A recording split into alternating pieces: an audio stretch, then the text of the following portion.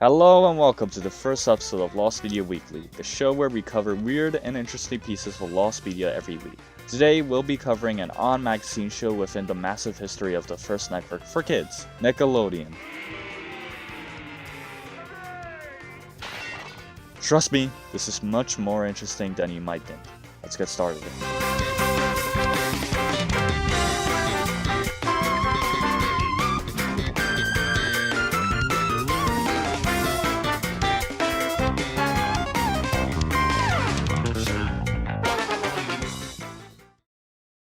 Nickelodeon and Lost Media. They go together like a good old peanut butter and banana sandwich, and we all know that. There's established searches such as A Day with SpongeBob SquarePants, the Super Y pilot, and everyone's favorite Nickelodeon show, Brain Surge.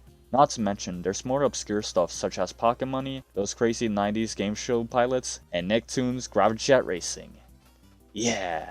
People can't really get enough of Lost Nick, and there's a good reason for that. Seeing a channel with lost content you may have grown up with and watched as a wee child is very enticing to people who just want to watch a nostalgic piece of media again. Today's topic is definitely not that, and there's a humongous chance you probably haven't heard of this obscure and mostly lost Nickelodeon show before. This is the wacky story of Bing, the sound of something new.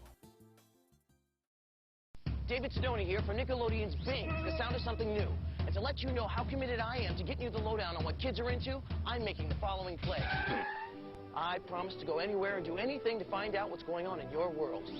I will try out the newest games and sports. I will sample the latest foods and fashions. I'll hang out with sports superstars and get up close and personal with big-time celebrities. Yeah, it's a tough job, but someone's got to do it. Watch Bing, the sound of something new, next Friday at 7:30, 6:30 Central on Nick. Bing, the Sound of Something New is a children's news magazine show hosted by television actor and presenter David Sidoni. The show would profile the quote-unquote next big things at the time. You know, the trends in pop culture subjects like music, movies, sports, and technology, and just all the wacky things that were popular among kids of the mid-1990s. This show was basically like, how do you do, fellow kids? Sidoni would go around to interview kids and sometimes even popular celebrities, get a scoop on what trends were new and fresh at the time. Like, here's a brief clip of kids having to educate Sidoni on that new fangled CD-ROM technology. Walking around the store and I'm still really clueless. As a matter of fact, I don't even know what CD-ROM is. What is ROM? Read-only memory. Read-only memory. Oh, you guys all knew and I didn't. And I'm the host. What's going on? Want another crazy clip? Here's David Sidoni at the 1995 NBA All-Star Game, where he was able to catch a admittedly weird interview with star player Karl Malone. Anyway, I was just hanging out here at the All-Star Game, and I ran into Karl Malone, and he said he's going to answer some questions for me. I hope he's a nice guy. Do you find that many people who interview you come right up to your shoulder like this? So you've never heard the host of a show that your kids watch, right? Okay, But I would. Okay. You don't say what I like to my kids. Okay. Hi, Karl's kids.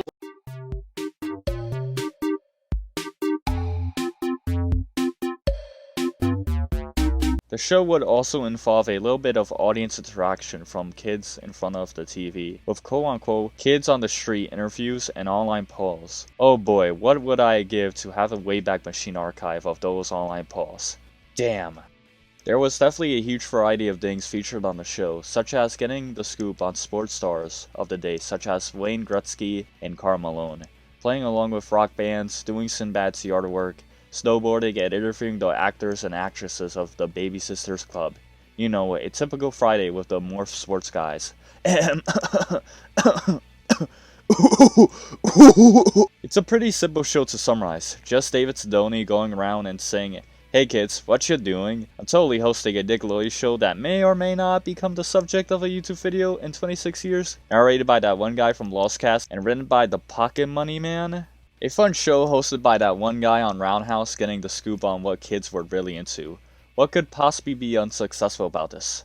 Well, there's a lot more to this show's general failure and obscurity in recent years than meets the eye, which we will get into later. But first, let's see our sight on the story of this fascinating production.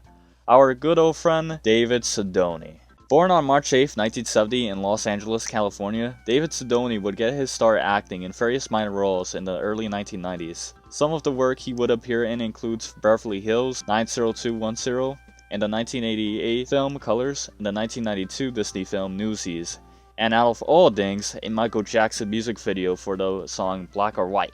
Woo! These minor roles would lead him to a one-way ticket to the first network for kids, getting dropped off at a little show called Roundhouse in 1992.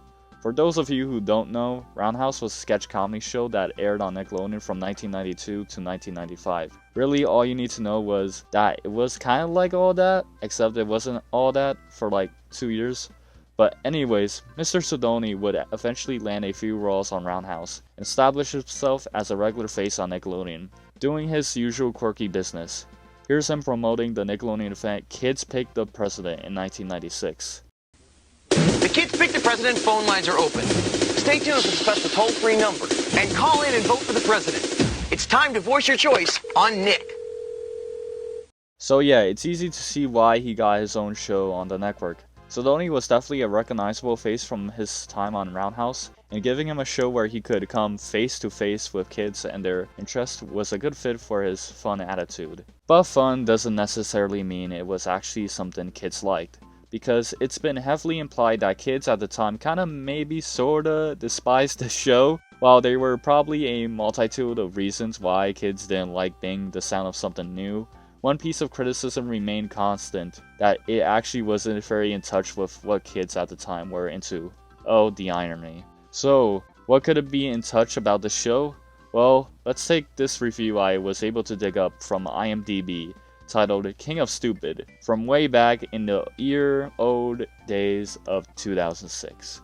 And guess what? I think it gives a good case for why kids really didn't like the show. I also remember the show. The ones I remembered had a segment on a new computer game that let you simulate playing the guitar, kind of like Guitar Hero but 10 years too early, and featured a kid playing Aerosmith's Eat the Rich, along with a segment on how punk hairstyles were popular, including mohawk and dyeing your hair hot pink. Even though I was a kid at the time, I didn't really think the show was reflective of what kids were into. I know I was getting a mohawk or anything. I don't think I was horribly dismayed over the show being cancelled, and I was rather dismissive of it even. And even when I was 11, the whole Bing, the sound of something new line annoyed me to the end. The other scattered reviews I was able to find also state something along the lines of, the show really wasn't in touch with what kids were into. Again, pretty ironic for a show that prides itself on getting the scoop on new trends among the kids of 1995. This show is looking more like Oof, the sound of something old, rather than Bing, the sound of something new. Bing, the sound of something new aired for 3 months on Nickelodeon between January 13th, 1995 to April 8th of that same year. In fact, Bing, the sound of something new can actually be considered one of the shortest runs for any show to ever air on the network. That is it called Rugrats Preschool Days. Their short run is likely due to the show's unpopularity among kids, and low ratings was alarms that Nick needed to address quickly. Not to mention, when a show is unpopular, it means that people aren't necessarily going to be warming up their VCRs to record it. Because of the reasons mentioned before, the show has fallen into obscurity over the past 2 decades and remains mostly lost media. No full episodes have ever made their way online since, with only a promo for the show being uploaded to YouTube by user Katie Stockley on August 24th, 2009. More clips of the show were also found on a few demo reels on David Sidoni's YouTube channel, of which were ripped and uploaded by YouTuber user BrayBray on September 4th, 2021. Hey, wait a minute.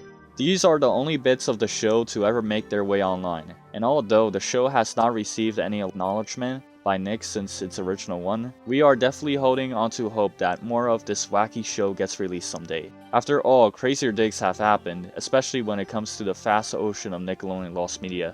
I guess we can only just wait and see, and maybe check our old VHS collections while we're at it, because we might just find the sound of something new. Luckily, our good friend David Sidoni would not be out of work for long. 2 years after Bing, he hosted the game show Wheel 2000, a kid-oriented version of Wheel of Fortune that aired on CBS and the Game Show Network in 1997 and 1998, of which is also lost media, so put that one on the list before someone steals it, please. He would then find various projects in the early 2000s before going into real estate, which he still does till this day. Yeah, David Sidoni can interview Karl Malone and buy you a home, all as one person. What a Chad. So, what do we take away from Bing, the sound of something new? In reality, probably not much. The show would make a very short impact on Nick as a whole, and would seem relatively forgotten in our public eye. Yet, it still fascinates us Lost Media wizards to the core. It proves that even in what's considered the golden age of Nickelodeon, there's still Lost Media smack dab in the middle of it. It's a weird show within Nickelodeon's long dynasty of Lost Media, but definitely one I'm intrigued with. We can only hope that more clips and possibly even a full episode falls upon us, but I wouldn't hold your breath. Bing, the sound of something new is a spectacle of a show. And hey, David Sidoni, if you are watching this, maybe put some episodes on YouTube please. After all, it may just see a second life on something new. Hey, if you like this video, it would be cool to support us by clicking the subscribe button or the like button, or whatever YouTube can let you do. This has been Ultra-Crist from the Media Busters. Thanks for watching, and we'll see you next time on Lost Media Weekly. As David Sidoni says, see ya.